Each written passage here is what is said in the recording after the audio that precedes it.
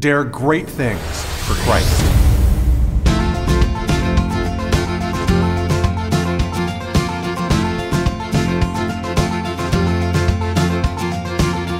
Christ calls us to dare great things. In the marketplace, as well as in the mission field, there has never been a time like the present for the spirit of the Catholic entrepreneur. Now is the time for men and women of great courage and great vision to engage our church and our culture. Now is the time to dare great things. And here is your host as we dare great things, Father Nathan Cromley, the president and founder of the St. John Institute. The non-Christian world can paint a vision of capitalism, wherein the owner or the boss rules over his workers, exacting from them the maximum of energies in the most efficient way possible for the maximum profit. Is this the vision that God has for our work? In its landmark document from 2011, the Catholic Church lays out 6 principles to guide business leaders. Its third principle holds that business ought to be for the benefit of the employees as well as the customer. Here's how this can be done.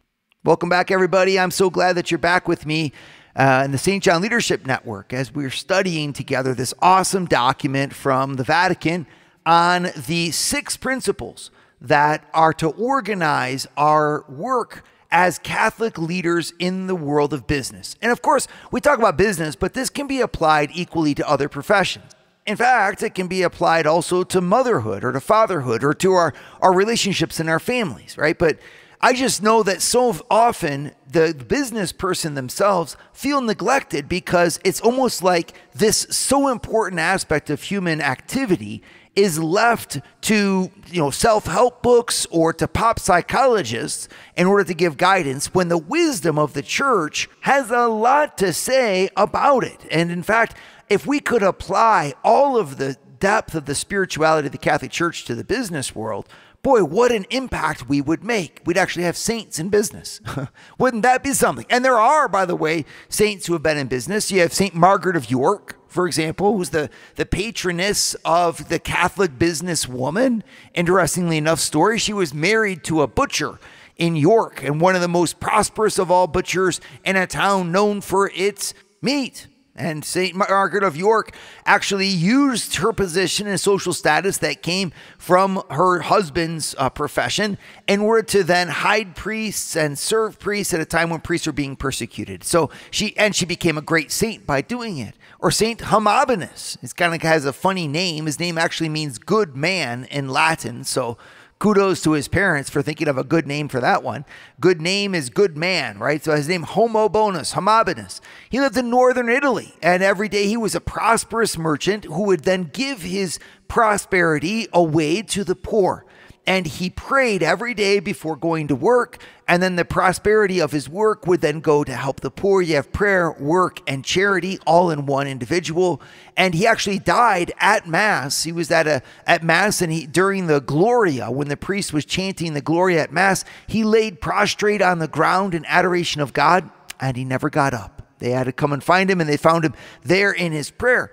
So, you have, of course, many, many other examples of secular people engaging in the fields of medicine, in the fields of law. You have Thomas More in law. You have St. John Mola in medicine. And by practicing their professions, they found holiness. I want to unpack that with you.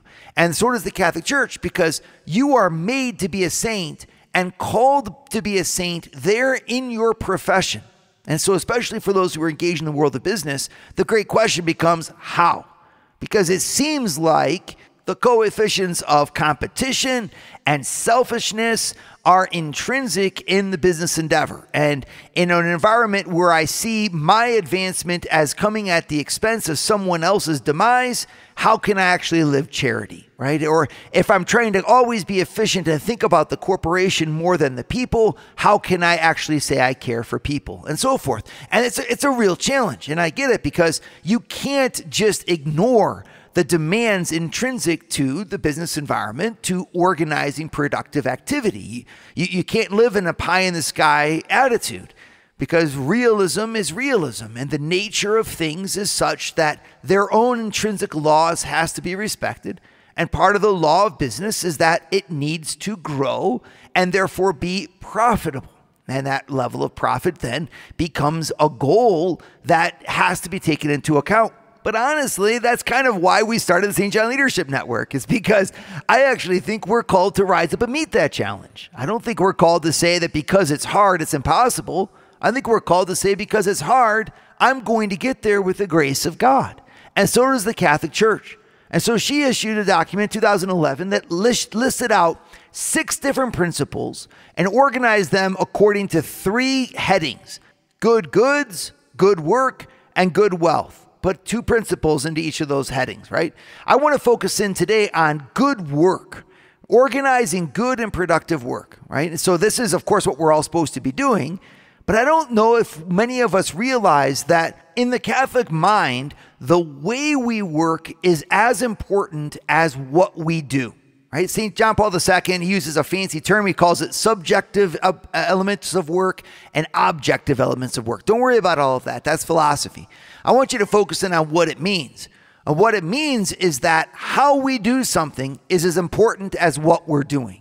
You can't have a what, without a how.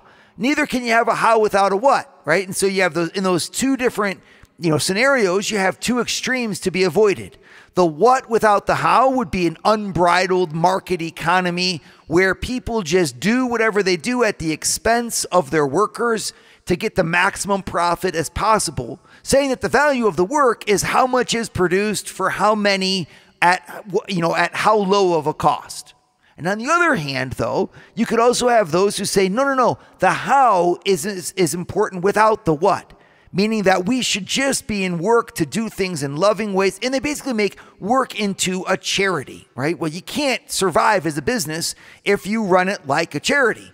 But on the other hand, you can't really survive as a charity if you run it like a business. The answer lies in the middle, and it's by uniting the how and the what, to say that what we do is as important as how we do it. And that is how we do something and the way that we organize our productive activity is as important to us as business leaders as what we're producing. This is real leadership. And it's a challenge. It'd be so easy to say, no, we're here. If you can't make your numbers, you're fired. Whoever's going to be the best at making the numbers and the bottom line, that's the one the business supports. And that would be easy. That would be easy. It's much harder to say, you know what, we're going to make our numbers, but we're going to make our numbers in a way that actually benefits the people who are making them and allows them to live that 8 to 12 hours a day that they're giving to this company in a way that makes them better people. And many companies will say, oh, well, that's just, Father, you're being soft. That's all that Catholic gobbledygook. It's not true. There have been, of course, many studies on this. I'm just going to read off some statistics that might surprise you. Healthcare expenditures at high-pressure companies, for example, are nearly 50% greater than at other organizations. The American Psychological Association, for example, estimates that more than 500 billion with a B, is siphoned off from the U.S. economy because of workplace stress. And 550 million workdays are lost each year due to stress on the job. 60% to 80% of workplace accidents are attributed to stress, right? You just want to think about that. For all of you who work in those industries that are susceptible to that. And it's estimated that more than 80% of doctor visits are due to stress. Well, gosh, if we could reduce stress in the workplace, we could actually also be saving money, even economically. Here are some more, right? So if we want to really live in a cutthroat culture, we're going to ensure engagement, supposedly, but it'll also lead eventually to disengagement with work. And disengagement is costly. And studies by the Queen's School of Business and by the Gallup organization, disengaged workers had 30% higher absenteeism, 49% more accidents, and 60% more errors and defects. Wherever a business has a low engagement of its people, really, giving their best, 18% lower productivity, 16% lower profitability in the business, 37% lower job growth, and a 65% lower share price over time. Actually, workplace stress leads to an increase of almost 50% involuntary turnover. And all of us know how much that'll kill us in our businesses. I could just keep on going, right? But you get the point. You've all read studies like that before. Why haven't you responded? This is a Christian moment. Not only if I invest in my people will I increase my profitability in my business, but I'll also be serving Christ effectively. I'll be offering my people the opportunity to work like the children of God that they are. And in the final analysis, isn't that why I'm in business to begin with? Would you like to hear more from Father Nathan? Join the St. John Leadership Network and receive a 2-minute glance at the gospel every Sunday morning right to your phone. To learn more, go to www.stjohnleadershipnetwork.org/member and join for free today.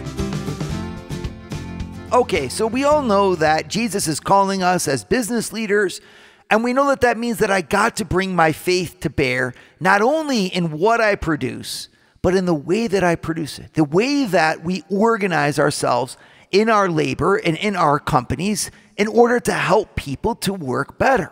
But what does that look like concretely? This is always a challenge for us because the church writes these documents remembering that it's the priests, it's academics. This is where we really thrive. It's in the world of big ideas.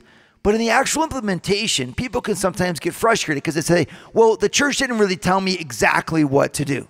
And I would just like to kind of say, you know what? That's because you are the people who know how to do it. You are the great ones. You are the leaders who need to take that principle and then apply it in the actual circumstances of wherever you are. This is why you have your role and the priests and the academics have our role. I'm going to try to help you out with that a little bit anyway. And I want to do it by, first of all, referring to some of the writings that we find here in the Vocation of the Catholic Business Leader that's been issued by Rome, 2011. Here in paragraph 48, it says, "It is a scandal," Pope Pius XI wrote, "when dead matter comes forth from the factory ennobled, while men there are corrupted and degraded." What a statement, right? I think we all see what's happening. We're here making trucks, we're making wheels, we're making whatchamacallits, whatever they are. And so we're taking matter and we're transforming it to make it more beautiful, to make it stronger, to make it into an organized substance. And yet the very people who are doing it become disordered, disorganized, and fall to pieces because of the way that they're being asked to work. In other words, the culture of the workplace needs to be one that supports the humanity of the worker, not only by maintaining it, but by encouraging and fostering it. Wouldn't it be great to have my workers come to work for me every single day and leave better people? I mean, if you really want to change the world, have the 8 to 12 hours that a person is there in their workplace be a place that makes people more intelligent, more responsible, more caring, and more creatively engaged in their own lives. I mean, your work would then be a school for your family life. We say this is not just a vision, it's a commandment. If Christ has given us the power to command 8 to 12 hours of a person's life every day, he's going to ask us what we did with those people. Did we give them the safe environment that they need? Did we supply for the psychological needs of rest that they need? Did we help their work to flow smoothly? Did we take care of the various crises that come their way, from managers that don't pay attention to them, to the greed, to the competition, to the jealousy that can pervade the workplace? Did we allow our people to feel like they were being talked about, that they were being slandered? I mean, what is your culture like? I went to a seminar one time for business presidents, and the seminar leader did a great job. He said to us, if you want to know what your culture is like, we're going to stop this class right now, and I want all of you to go out and call one employee that you know will tell you the truth. And what I want you to do is ask them the question, what do the other people think about working for me? And so we had all of us presidents go outside, and we had to call an employee whose opinion we knew we could trust, and that they would tell us the truth, and then ask that employee to tell us what the other people think about working for us. And you should have seen this president slinking back in to the seminar as they were given a big wake-up call that many people on their teams were not happy. It's a universal thing, not just that, not happy because of their wages, but they weren't happy about their work environment itself. Now, what does that tell you? You know as well as I, if someone has to get up every day and dread going into work because they're getting bullied there, or because they're feeling that they're not free to innovate there, or because no one listens to them there, they're going to be likely to leave. And turnover will kill your company quicker than anything else, especially if it's a small business. And so how do I turn that around? That's the Catholic moment. That's where Christ and his grace challenging you can make a huge difference. For the world of which we are responsible, and you could be a mom listening at home right now with your kids all around you. How do you create a culture in your home where you can both mother and take care of their basic needs that they need, but do it in a way that creates saints, that creates excited leader individuals who will go forth from your home and do great things for Christ? Well, of course, you're like, that's the point. I know that's the point. And that's what I'm calling you to. The church does give some examples here, and it gives us some guidance. So let's take a look at that. The document, first of all, quotes Pope John Paul II. And he says that he taught that when people work, they do not simply make more, but they become more. Now, this is a principle we're going to see echoed further on in the document. But it basically says that our role as leaders is to make sure that the people who are underneath us actually advance and become leaders themselves in their own domains. That we're there to cultivate not only whatever it is that we're doing, but we're there to cultivate the people who are doing it. They call this subsidiarity. But that's an incredible insight. When people work, they do not simply make more, they become more. So my job as a leader is to make sure that my individuals can actually engage in their work like the human beings that they are. That they can take that matter that they have to transform, and by engaging their talents and their tools and all of their experience with it, whatever that be, but from spreadsheets to ideas to classrooms, but do I give them the space to actually produce something of their own by it?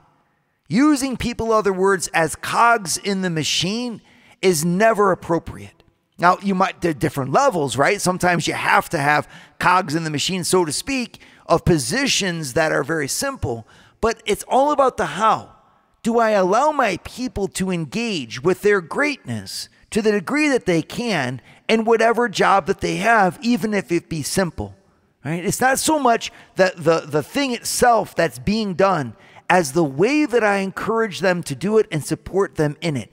Sometimes you can't change the position itself, but you can always change and influence the culture to make the person in that position productive in a way that's genuine and improves them as much as they improve the world.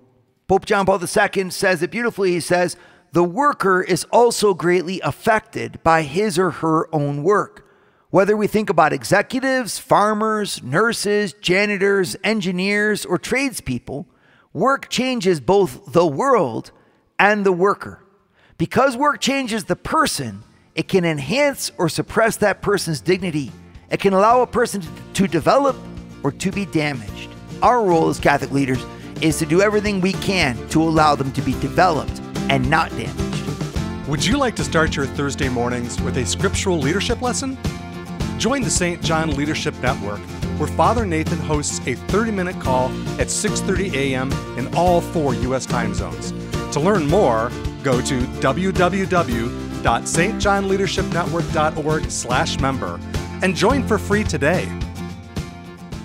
Okay, so where does the Vatican get practical, right? I can hear all of you out there rustling around. You're thinking to yourself, where is it that I can actually apply this? And I get it, right? But like on the one hand, the Vatican's job is not to apply it, right? The Vatican's job is to give the principles, to paint the picture.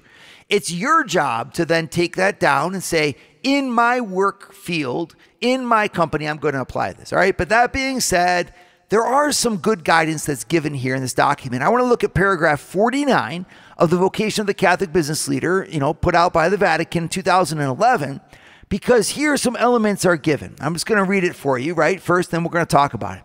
First, it says, consequently, work must be designed for the capacities and qualities of human beings, right? And so we must not simply require that people adapt to their work as if they were machines.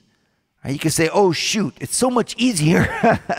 It's so much easier to manage people as if they were machines. Yeah, well, we've also seen, according to the studies, that it's not economically viable. Your profitability will be down. Your health care is going to go through the roof. Your turnover is going to double. All this stuff, right? And so, but even so, there it is. You have to do this because it's ethical. The document continues. Good work gives scope for the intelligence and freedom of workers. It promotes social relationships and real collaboration, and it does not damage the health and physical well-being of the worker, let alone spiritual well-being and religious freedom. To arrange good work, leaders need to have the freedom, responsibility, and ability to develop the right person in the right job, right? So we can see this kind of going on. Here I see 3 principles enunciated that I think are really great for us to adapt and to try to find some practical solutions to, okay? They define it. So the goal here for you as a leader is good work, right? So what does good work look like? And it says, number 1, it gives scope for the intelligence and freedom of workers. Now, this is a thought that really opens us up to a lot of initiative on our end. Do my people have the ability to tackle the problems as the intelligent workers that they actually are? Do I incorporate their feedback, their intelligence, and listen to how they are to approach the problems? I remember when I used to be a roofer in Northwest Ohio, and there was a kind of a joke about the difference between the tradesmen, the roofers who had to apply the roofs, and the architects or the engineers who created the plans. And we used to chuckle about it because we would look at the drawings about what's supposed to be there and how we're supposed to put the different roofing systems on the roof. And then we would look at the actual reality and we would say, who in the world designed this? You know, it would be so much easier if you did it this way, right? But there was no feedback. There was no way for us, who were the tradesmen, to give the input to the engineers and to the architects. And so consequently, we just felt disgruntled and we deprived the world of our genius, where we could have shared with those other powers that be a different way of doing it. I think we've all had this experience where you feel as if the ones who are on the ground aren't listened to. Do your people on the ground feel like they're listened to? We have procedures, we have policies, but many times we haven't re-examined them to see how it feels to be the one implementing them. I remember one person saying about entrepreneurs that the entrepreneurial president of a company gets to live the dream while all the people working for him get to live the nightmare, right? Well, obviously you can see that that little glib statement could actually be very true unless the president takes the time to sit and ask how the people are feeling, not only about their job, but about their workplace. Obviously, our time and employee reviews is a great time to do this, but there's also a lot of impromptu check-ins that we can do where we take the time to simply ask our workers if they feel good about working. How are you doing in your space? How can we improve your process that you have to face every single day? Do you feel boxed in? How would you solve these problems? And it's a little bit of management and a lot of listening, we could actually make huge gains, not only in what we do, but in our people feeling like they are trusted and like we actually are trustworthy ourselves. The second principle that the document lays out is it says good work promotes social relationships and real collaboration. What an amazing thought here. To be able to purify our culture from the inside, from the thinking of division and of social classes that can so encumber our collaboration, and to say here in our workspace, we actually work together. In other words, the people who are on the bottom end of the work are actually the most important. And we all know this. It's just like anything. If you don't have wheels, the car can't drive. But when was the last time that the driver actually took time to thank the wheels? In our way of speaking, do we constantly speak about our directorship and our leadership teams as being more important? Sometimes you kind of have to, because you also have to play with those folks and their own sense of self and their self-importance. But let's be real. The more that our culture empowers everyone on the team to see their unique contribution, the more collaboration we're going to have, the more successful we're going to be as a company, and the more joyful it's going to be to work there, both for the people at the top and the people at the bottom. Nothing is more fun than working on a team. But creating a team environment takes conscientious effort. I need to be able to invest myself in that effort and create that culture of real collaboration and social relationships by fostering a culture of respect, giving my people respect, insisting that everyone be respected, and encouraging and even enforcing where necessary behaviors that enhance that sense of being respected on your team. Listen, this is more than a pie in the sky ideology, folks. This is survival. If your company can't do this, you're going to lose your workers, or you're going to have people in there that poison your culture. We are people that respect because we're Christian. I mean, if people can't work for a Christian boss and find respect, where do you think that they're going to turn to find it? We need to give that to them, right? And then the third thing, it does not damage the physical health and well-being of the worker, let alone their spiritual well-being and religious freedom. There's just so much that we can do here to implement a culture where people are open to God, where their own health is respected and esteemed, but it takes a leader to do that. It takes folks that say, I care about you. That's why I have you working for me. And that fundamental shift from whatever layer that you are in the workplace is commanded by the gospel, and it's going to make the difference in your spiritual life. Wouldn't it be neat, in other words, to say, the place where I'm called to exercise charity is to make sure that my workers can work with health, work with comfort, work with respect, and work in a way that actually enhances them as workers. This is what we're all about. And this is why Jesus has called you to be that leader in the workplace. Dare great things for Christ. Share your feedback with Father Nathan. Send us an email at info@stjohninstitute.org. That's info@stjohninstitute.org. And don't forget to subscribe to premium video content to form, unite, and inspire you at Eagle Eye Pro on our website, eagleeyeministries.org. That's eagleeyeministries.org.